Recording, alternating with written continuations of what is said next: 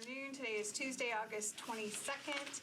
This is the Public Health and Safety Committee meeting. Before we get into legislation, I've got a couple of things to share real quick before we transition. Of course, I wanted to recognize that Chief Joe Casey passed away. I know we'll probably hear more about him on the council floor tonight, but I know he's impactful to Councilman Syracuse's district in District 15. His daughter lives in District 12, and so I know he had a huge impact on Nashville, so our condolences to the family. Also wanted to recognize the Tennessee Heart team, and I know that Councilmember Swope got to go out on a practice run with them, but they spent some time this last week in Kentucky doing water rescue and had 3 teams out there. They flew almost 75 hours, transported 117 patients, and completed 26 hoist rescues and delivered a lot of water to people. So I wanted to recognize them because that's, as we learned about, a lot of hard work. Last week we had the second special called meeting on fentanyl overdoses in Davidson County. Thank you, Councilman Swope or Nash, for coming to both of them. I really appreciate you doing that. As a follow-up, there's going to be a couple of meetings or sessions by the Regional Overdose Prevention Specialist, which is also called ROPES. And they go out and they do Narcan naloxone training in the community. And so the health department has identified 3 hotspot communities that the ROPES teams are going to target. The first session will be Thursday, August 11th at 5:30 p.m. at the Hermitage Library. The second session will be Saturday, August the 13th at the Southeast Library in Antioch from 3:30 to 4:30 p.m. And then on Saturday, August the 20th at the Madison Library, there will be a session from 11:30 to 12:30. They will create graphics for us to share, and I'll disseminate those through the council office when the time comes. Now we'll get into legislation. I am going to do everything except for BL 2022-1115 on a consent agenda, unless anybody needs to pull anything else off. I'd like to pull 1663, please. 1663, okay. Anything else that needs to come off of that? Pull 1662, too. Okay. Sorry. No worries. All right, anything else? A non-member who has a question, ask a question.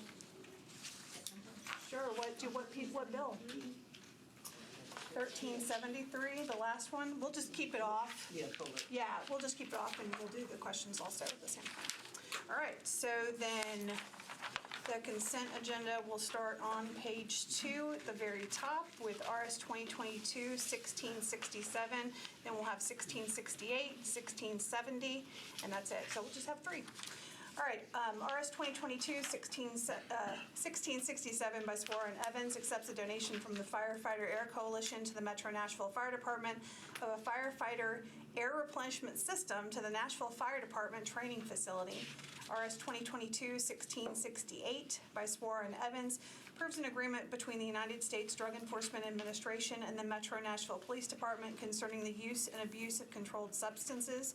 RS 2022-1670, Allen Swore and others, approves a contract between the Metro Board of Health and the Martha O'Brien Center to operate a mobile unit to provide services to current and potential women, infants, and children program recipients. Do I have a motion? So moved. Do I have a second? All right, it's been moved and properly seconded. All those in favor? Aye. All right, anyone opposed? All right. You move approval. All right, let's go back to page 1 and go to RS 2022-1662 by Allen Swora and others. Appropriates a total of $385,000 from fund number 30096 to the Center for Nonprofit Management, which has been selected to receive Public Safety Violence Reduction Pilot Grant funds. Do I have a motion? So moved. Seconded. All right, it's been moved and seconded. I'll recognize sponsor Allen to start. Actually, I'm not here to speak on that one, except to say that the violence reduction programs have been very successful, and I'm excited to see them getting more funding. So ask for everyone's support. Okay, I'm going to go ahead and recognize Councilwoman Gamble. Yes, I serve on the Community Safety Partnership Fund with Councilmember Evans, and this is critical to ensuring the success of our community partners. The Center for Nonprofit Management will be providing training and assistance with resources, whether it's helping with audits that these organizations, community organizations, need to have in order to receive the grant funding from this Community Safety Partnership Fund. They've already started that work with the organizations, and this funding will allow them to do more meaningful work with the organizations. And I support it and ask for you all support in this endeavor. Okay, Councilman Swope? Thanks. Do we happen to know exactly how this $385,000 is going to be spent and who it's going to be given to? It would be spent on, it's going to be given to the Center for Nonprofit Management. Their staff is going to be working with the organizations. There are over 100 community organizations throughout the city that are participating in this public safety initiative. They will be offering them and working with them on, like I said, anything from accounting services, audit services, trainings, and part of this funding will provide monies needed for those services, whether it's audit services and things like that. So this will be for the, I can't remember how many years, and John and nobody is here to speak to that, but this will be funding that they will use for the duration of this program and providing support to these nonprofit organizations, administrative support. So just to be clear, I think I understand what you're saying. Just let me say it in my layman terms. This is going to basically administrative costs and expenses to the Center for Nonprofit Management and not directly being passed through the center to The nonprofits, no. to nonprofits. Exactly. Okay. That's That's what I correct. thought you were saying. Thanks.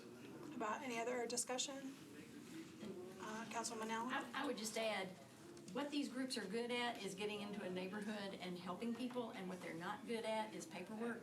And some of them have, I think in the past, failed to get grants because they didn't have the ability to do the paperwork. And this is fantastic to be able to support them in that way and let them focus on what they're good at, and also learn how to do this so that they can continue in the future.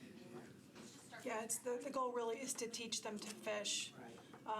And get them in a position where they can scale up, because they're known for their work in the community. They're not known for all the other things that are responsible to go along with making sure there's fiscal accountability and everything else along the grant side. So, how about any other discussion? Move approval. All right. It's been moved. It's been seconded. All right. All those in favor? Aye. Anyone opposed? Okay. All right.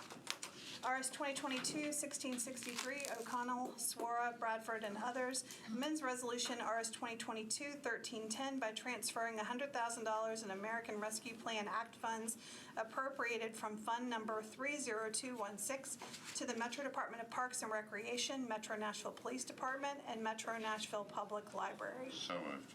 All right, it's been moved and seconded. Any discussion? Councilman? I pulled this off consent just because I'm a little sensitive to ARP funds being distributed or allocated without it coming through the committee. And we've had some recent stuff with the mayor that was a little disturbing. I know this isn't the mayor doing it, but I just kind of wanted to know if this money, I think Councilman Gamble had said this was something that had been previously allocated before. They didn't need it, it came back. But my question is, still, it should have come back to the committee. And I'm not saying it's not a good allocation. I just kind of want to know how we got here, and then specifically, what is it going to pay for with Parks and Recreation, with the police, and with the library? It's likely all fine and good. I just want to ask some questions. Yeah, it's a good question. So, Mr. Jameson, are you able to speak to the context of Sure. that? The $300,000 originally done in the previous resolution this year, it was intended for the Napier-Sudicum community through MDHA. In further outreach to Napier-Sudicum, their express preference was that they would prefer the allocation of a third of that, the $100,000, to these three entities: Parks, Police, and the branch nearby. A little vagueness in terms of, as long as the appropriation was made in whole by the ARP committee, the conclusion was that they've satisfied the committee's oversight, and if they're just further refining where they go for the benefit of Napier-Sudicum, that it just needed the council's approval. If there's disagreement with there, I don't believe there's any concern about re-referring this back to the ARP. No, if it's just further specifying within that bucket of the Sudicum community, then that's fine with me. I just wanted to make sure. It just caught my eye. Good question. Any other discussion? All right. can renewal, anyone want to Sorry, renew move approval. Yeah, thank you. All those in favor? Aye. Anyone opposed? All right, thank you. Okay, so now we will go to Meal 2022-1115 by Mendez, Rosenberg, Allen, and others. Amend section 13.08.080 of the Metro Code pertaining to the use of license plate scanner technology to exclude assisting with immigration enforcement as an allowed use of license plate readers. So moved. Seconded. It's been moved and seconded. Let's recognize Councilman Mendez. So this had, Actually, I'm sorry, go ahead. Do you want to, do you want to speak to the whole thing or the amendment first, or? how- probably the amendment is a Okay. vehicle to talk about the whole thing. All right. No pun intended, I guess. Okay, so we can go ahead and move the amendment. All those in favor of moving the amendment? Aye. Anyone opposed? Okay. All right, so just to set the stage, back when we were having the never-ending LPR debate, we got a letter from the police chief and Ms. Alicorn saying that LPRs would absolutely positively not be used for immigration enforcement. And I offered this ordinance back in February to try to document that. It ended up being deferred because there were questions about how that interrelated with the state sanctuary city policy, both what my ordinance, how that relates, and the letter from the police chief and the head of NDOT, how that relates to being a sanctuary city policy or not. And I appreciate the help of Director Darby and Metro Legal, Laura Fox, over the last few weeks to try to find a place where we can bring both documenting what the chief said in the letter earlier this year and complying with state law. And the recitals in the amendment lay out that under both state and federal law, we, being Metro Council, cannot stop employees of Metro from sending, receiving, verifying, or reporting immigration status information of a human being. And so whether we pass something or not, whatever's in that letter, whatever's in the ordinance, we can't interfere with that. But there's a lot of times where Homeland Security or ICE will be 100% sure of the immigration status. They already know it, and they're looking for a specific person and or a specific car that they think might be associated with a specific person. And you can't, it's very difficult to read the state sanctuary city law, sanctuary policy law, as prohibiting us from declining to find a car. And so what the amendment does is clarify the legislative intent is to the extent that anybody in Metro is being asked to verify, report, send, or receive immigration status, we have to comply with federal law, we have to comply with state law. But any use beyond those things, that we would not use our LPRs for. And I think it's unlikely that the state would find it to be a sanctuary policy. With the amendment, it would put into code what we got in that letter earlier this year, and it would match the intention that we heard from constituents to not, to the fullest extent allowed by law, to not use LPRs voluntarily for additional immigration, civil immigration enforcement. So with that, I would love for you guys to recommend approval of the amendment and the bill as amended. Okay, how about discussion? Councilmember Nash? I won't go over the whole discussion out of transportation, but just for public's edification, after the discussion, I feel very confident that the bill does limit our, to the extent legally possible, to make sure that we're not harassing people just based on their immigration status. But it does also allow for LPRs to be used to get the bad guys. So this is not limiting the use of criminals that are subject to warrants and the like from the court. Right. And Probable just, cause being found. right. And just to be clear for the public, bad guys meaning people who a judge has found there's probable cause to detain. Is that the legal definition? So Yes, it actually is. All right, thank you for that. How about any other discussion? All right.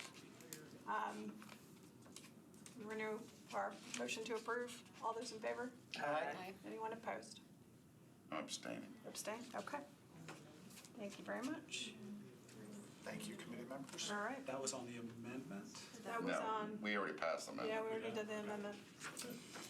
Okay, next is BL 2022-1373, Evans and Hancock. This amends Chapter 10.64 of the Metro Code pertaining to the Fire Prevention Code, Section 13.3.5.1 of the NFPA 101 Life Safety Code, and Section 18.5.5.1 of the NFPA 1 Fire Code. So moved. Any discussion? I know, Councilmember Allen. I make it a little wonky here, I'm gonna show my engineeringness here. So, actually, this sort of relates back to the resolution 1667 that accepted a donation of the air replenishment system, which we actually, that's part of Annex F, which was adopted as part of the code back in April, I think. So two questions. Is that air replenishment system something that can be bought from other manufacturers, or is that company that's giving us one the only one who makes that? The coalition giving it doesn't actually make it. The coalition is, the donation is coming from, and to my knowledge, there's only the FAR system is a sole source. So I've heard there's others, but none that I've seen through the Air Coalition. Okay, that's, and that's part of what raises my question, because I've heard that as well. ma'am. And then my second question is not totally related to the amendments that we're doing today, but while we are amending the fire code, my understanding is that Annex F has actually been amended, but not officially. There's just kind of a Word document that engineers are given that says So- this is the way to do it. Can you help me understand Yes, ma'am, that? and we're currently working, it would be policy driven by the department. The code just directs that we've adopted it as the AHJ, but it's policy driven, and we're working on that right as we speak. And the Air Coalition has actually looked it over and has not blessed it, but looked it over and said that they were in agreement. Gotcha. So will that be coming back to us as an amendment to the code somewhere down the line, so that it's officially part of The way I understand it from, the way I've understood it this far, it would be a departmental policy. But I've actually got it waiting on Cindy Gross to have a further discussion on, Okay. I have a line of stuff to get with her about, and this is like number 3 out, but I'll be glad to. Okay, I might follow Follow up back with up. you on that. So that's not actually part of this amendment here, so really, it doesn't affect my thoughts on whether we approve these amendments or not. Okay. They look good to me. I have fire protection engineers that looked them over and said, fine, no problem, but I had this other question about the air replenishment, so if I can follow up with you on that Yes, one. ma'am, I'll be glad to answer any Sounds questions. good. Thank you. Any other in-depth questions? Always. I was like, We what's just went happening? full nerd mode. Sorry. Thank you for being You here. like it? Answer that question. All right. I forgot the slide rule. All right, all those in favor? Aye. Anyone opposed? Okay. Before we break, one thing I forgot to say earlier is there's been some conversation online about emergency communications and 911. I've heard from a couple of folks with their stories about calls, wait times, and things like that. I have followed up with Director Martini. He's out of town till tomorrow. I hope to catch up with him before he's out of town again to see if we can coordinate either him coming to the committee or doing something else. And so there is more to come on that. All right. For that, we're adjourned. Thank you. Eureka. So, I'm okay.